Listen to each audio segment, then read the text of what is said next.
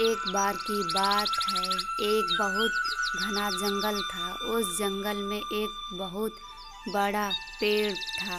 उस पेड़ की खोल में बहुत सारी छोटी छोटी चिड़िया रहती थी। उसी पेड़ की जड़ में एक सांप भी रहता था। वह चिड़ियों के छोटे छोटे बच्चों को खा जाता था। एक बार तो एक चिड़िया के बच्चों को बार बार सांप खा जाता था। इस बात से बहुत दुखी और परेशान होकर नदी के किनारे आ बैठी। उसकी आंखों में आंसू भरे हुए थे। उसे एक प्रकार दुखी देखकर नदी किनारे बैठा एक मेंढक ने पूछा, क्या बात है, तुम रो क्यों रही हो? यह सुनकर चिड़िया और जोर जोर से रोने लगी और रोते रोते उसने मेंढक से कहा, बात यह है कि मेरे बच्चों को सांप बार बार खा जाता है।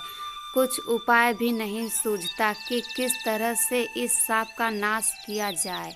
यदि आपके पास कोई उपाय है तो कृपया मुझे बताइए।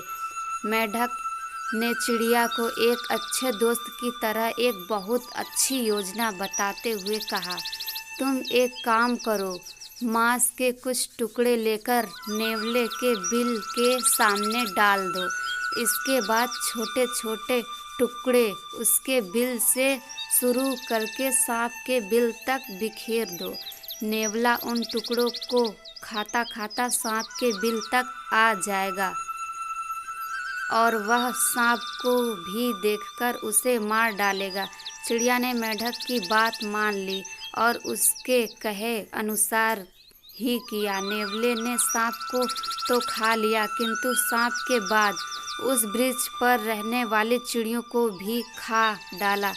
चिड़िया और मेंढक ने उपाय तो सोचा, किंतु उसके अन्य दुष्परिणाम नहीं सोचे।